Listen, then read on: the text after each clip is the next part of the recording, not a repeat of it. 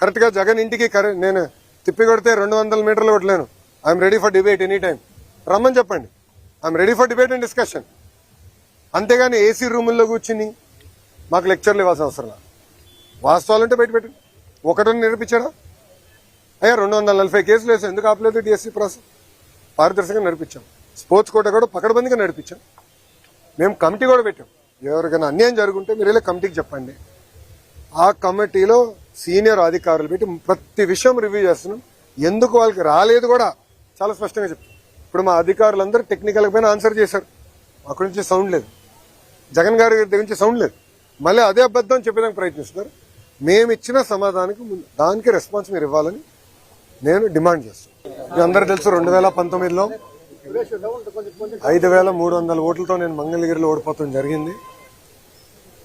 ఆనాడు ఓడిపోయిన రోజు బాధ ఆవేదన కలిగింది. రెండో రోజు నుంచి ఆ బాధ ఆవేదన నాలో కసి పెంచింది. నేను ఊరూరు తిరిగాను, గడప గడప దొక్కాను, ప్రజల సమస్యలు తెలుసుకుంటాం జరిగింది. నేను ఆనాడు ప్రజలకు ఒకటే రిక్వెస్ట్ చేశాను, ఏ మెజారిటీ అయితే నేను ఓడిపోయానో దాని పక్కన ఒక 0 పెట్టి నన్ను గెలిపిస్తే కొండంత బలం నాకు వస్తుంది. అవసరమైతే అటు పక్కన పవన్ అన్నతో ఇటు పక్కన చంద్రబాబు నాయుడు గారితో పోరాడి మంగళగిరి కావాల్సిన నిధులు నేను తీసుకురాగలుగుతానని ఆనాడు ప్రజలకు చెప్తాం జరిగింది. నా కోరికని స్వీకరించి ఆంధ్ర రాష్ట్ర చరిత్రలోనే టాప్ 3 మెజారిటీ నియోజకవర్గంలో మంగళగిరి 3వ స్థానంలో నిలబడటం జరిగింది. అంటే ప్రజలు నా పైన చాలా ఆశ పెట్టుకున్నారు, పనులు చేస్తారని ఒక ఆశతో నన్ను గెలిపించారు. మరుసటి రోజు నుంచి, అంటే గెలిచిన మరుసటి రోజు నుంచే ప్లాన్స్ అన్ని రూపొందించు, తాగునీరు కానివ్వండి, అండర్ గ్రౌండ్ డ్రైనేజ్ కానివ్వండి, ఇప్పుడు ఏకంగా అండర్ గ్రౌండ్ పవర్ ప్రాజెక్ట్ కూడా మొత్తం మంగళగిరి నియోజకవర్గానికి ఏర్పాటు చేస్తాం జరిగింది. ఇంకో పక్కన దుగ్గిరాలకు వచ్చే గల కూడా మీరు చూస్తే మన అన్న క్యాంటీన్ కూడా ప్రారంభించాం. లైబ్రరీలన్నీ కూడా పూర్వ వైభవం తీసుకొస్తున్నాం. మంగళగిరి పట్టణానికి వచ్చి 100 పడకల ఆసుపత్రి కడుతున్నాం. అద్భుతమైన లైబ్రరీని మళ్ళీ తిరిగి ఆనాడు అన్న ఎన్టీఆర్ ఆ లైబ్రరీని స్థాపిస్తే దాన్ని వర్షన్ 2.0 చేసేదానికి నాకు అవకాశం ప్రజలు ఇచ్చారు. అదేవిధంగా 100 పడకల ఆసుపత్రులు కూడా అదే పరిస్థితి ప్రజలు నాకు అవకాశం కల్పించారు. సో మీరు ఎక్కడ చూసినా పార్కులు కానీ, లేకులు కానీ, కమ్యూనిటీ భవనాలు కానీ, చివరికి శ్మశానాల్ని కూడా అభివృద్ధి చేసే దిశగా కూటమి ప్రభుత్వం అడుగులేస్తుంది. 2 సంవత్సరాల్లో పనులు కొన్ని చేసినాం. అన్ని చేసేవని కాల్ రెగ్యులేషన్ తిరగట్లేదు, చేయాల్సిన పనులు కూడా ఇంకా ఉన్నాయి. కానీ భూగర్భ డ్రైనేజ్ అనేది చాలా కాంప్లికేటెడ్ ప్రాజెక్ట్. ఇంత చిన్న కార్పొరేషన్కి ఎక్కడ భారతదేశంలోనే ఎక్కడ రాలేదు. అది గౌరవ ఎంపీ గారు పెమ్మసాని చంద్రశేఖర్ గారు కూడా స్వయంగా కేంద్ర ప్రభుత్వంతో సంప్రదింపులు చేసి అర్బన్ ఛాలెంజ్ ఫండ్ కింద అటు విశాఖపట్నానికి 3 ప్రాజెక్ట్స్ వస్తే మంగళగిరికి 4వ ప్రాజెక్ట్ వస్తుంది. నిజంగానే మంగళగిరి ప్రజలు అదృష్టాన్ని నేను భావిస్తున్నా. కానీ మంగళగిరి నియోజకవర్గం వాసిగా ఈ ప్రాజెక్ట్ని పర్సనల్గా పర్యవేక్షిస్తాం. నేను కూడా అధికారులు చెప్పాను, అన్ని తవ్వుకుంటా వెళ్ళి మళ్ళీ వర్షాకాలం వచ్చినప్పుడు ప్రజలు ఇబ్బంది పడతాం కాదు. ఎక్కడైతే తవ్వుతారో విత్తిన 7 రోజుల్లో అది మళ్ళీ 100% రిస్టోర్ చేయాలి. End to end black top వేయాలి ఆర్ వైట్ టాప్ చేయాలి. లొకేషన్ బట్టి కావాల్సిన ప్లాంటేషన్ కూడా ఒకేసారి చేస్తే ప్రజలు కూడా ఇబ్బంది పడరని నేను అధికారులు కూడా ఆదేశాలు జారీ చేశా. నా లక్ష్యం ఒకటే, అన్ని రంగాల్లో మంగళగిరి నియోజకవర్గం నంబర్ 1 ఉండాలనేది. దానికి అహర్నిశలు కష్టపడతా. ఎందుకంటే 91,000 మెజారిటీతో ప్రజలను ఆశీర్వదించి దీవించి శాసనసభకు పంపించినప్పుడు ఆ నమ్మకాన్ని నేను నిలబెట్టుకోవాల్సిన బాధ్యత నాపైనది. ఆ దిశగానే మంగళగిరి ప్రజల కోసం పనిచేస్తానని వాళ్ళకి హామీ ఇస్తూ ఒక మోడల్ రూపొందిస్తున్నాను. నా ఆలోచన నేను అటు పక్కన రాజకీయాలు కానీ, ఇటు పక్కన ప్రభుత్వ కార్యక్రమాలు కానీ ఇది ఒక మోడల్గా నేను భావిస్తున్నా.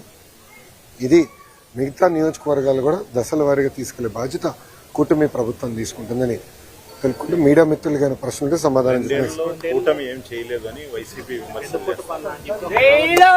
ఇప్పుడు మీరు చూస్తే భారతదేశ చరిత్రలో ఏ రాష్ట్రం ఇవ్వని విధంగా 4,000 రూపాయల పెన్షన్ వృద్ధులకి ఇస్తున్నాం, 6,000 రూపాయలు ప్లస్ వికలాంగులకి ఇస్తున్నాం. ఇంకో పక్కన ఉచితంగా 3 గ్యాస్ సిలిండర్లు అందజేస్తా ఉన్నాం. ప్రతి ఏడా 3 గ్యాస్ సిలిండర్లు అందజేస్తున్నాం. మహిళలకి బస్సులో ఉచితంగా ప్రయాణించే హక్కు కల్పిస్తా ఉన్నాం, అది కల్పించాం. ఇంకో పక్కన మీరు చూస్తే తల్లికి వందనం కింద ఇంట్లో ఎంతమంది బిడ్డలు ఉంటే అంతమంది బిడ్డలకి డబ్బులు వేస్తా ఉన్నాం. మొదటి విడత వేసాం, 2వ విడత జూలై మాసంలో వేస్తున్నాం. ఇంతేకాకుండా మత్స్యకారుల సేవలో వాళ్ళకి డబ్బులు మొన్న వేసాం. ఆటో వాళ్ళ సేవలో డబ్బులు త్వరలో ఇవ్వబోతున్నాం.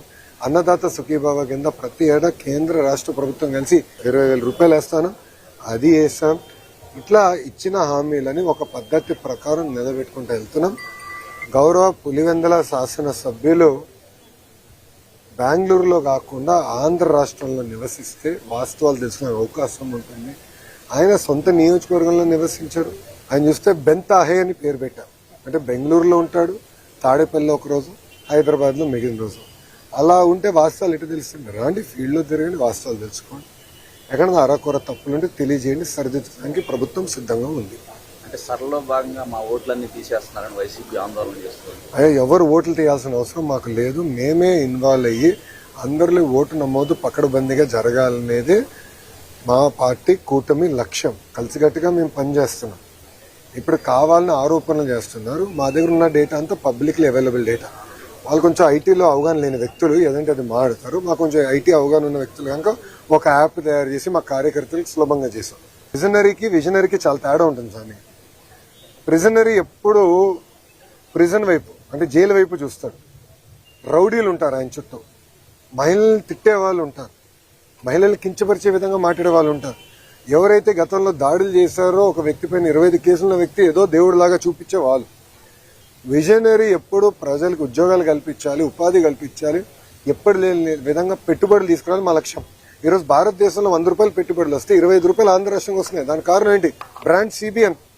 పెద్ద ఎత్తున పెట్టుబడులు తీసుకొస్తున్నాం, ఇంకా తీసుకొస్తాం. అన్నీ అయిపోయింది అనట్లా, ఇంకా చేయాలి. మాలో కసి ఉంది.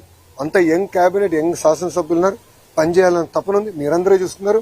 గౌరవ ముఖ్యమంత్రి గారు కూడా 76 సంవత్సరాల వయసైనా ఆయనే హాయిగా కొబ్బరికాయ తీసుకుంటారు, కిందనే కొడతారు, సైకిల్ ఎక్కుతాడు, ఆయనే దొక్కుతాడు.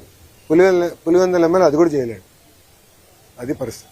సాక్షాత్తు హోంమంత్రిని విమర్శించే పరిస్థితి ఉంది. ఆమె హావభావాన్ని కావచ్చు, ఆయన వ్యక్తిత్వాన్ని విమర్శించే పరిస్థితి కొంతమంది మాజీ మంత్రులు చేస్తారు. ఇప్పుడు కోడిగుడ్డుకి ఇండస్ట్రీకి కోడిగుడ్డు మధ్యన తేడా తెలియదు. ఇండస్ట్రీ ఎప్పుడు వస్తుందంటే కోడి ముందలు వచ్చిందా గుడ్డు ముందలు వచ్చిందా అని చెప్పి ఆనాడు మొత్తం భారతదేశం మనం చూసి నవ్వే పరిస్థితి. అందుకే ముద్దుగా కోడిగుడ్డు మంత్రి అని పేరు పెట్టిన ఆయన అలానే చేస్తాడు.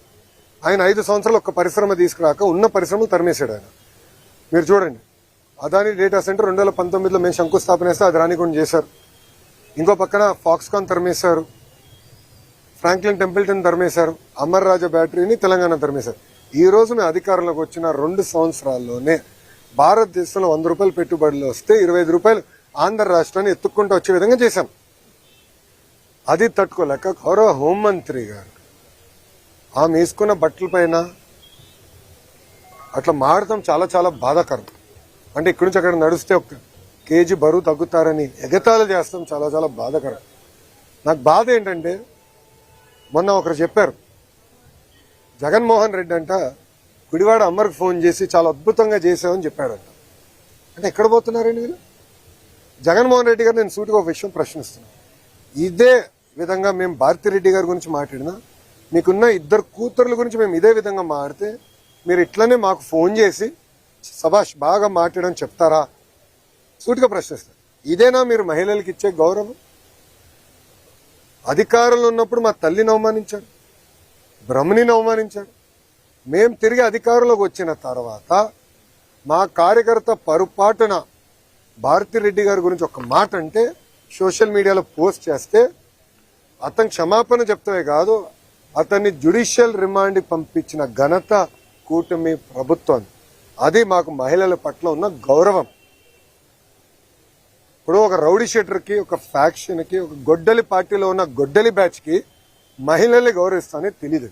అందుకే చెప్పా, జగన్ పేరులో జీ అనేది ఉంది కదే, గొడ్డలి. సొంత బాబాయిని లేపేశాడు. ఇట్లా వాళ్ళు ప్రజలను అవమానిస్తూ, మహిళలను అవమానిస్తూ, సొంత కుటుంబ సభ్యుల్ని చంపేసే పరిస్థితి వాళ్ళది. ప్రజల పక్షాన్ని నిలబడి మహిళల గౌరవం నిలబెట్టే సంస్కృతి మాది.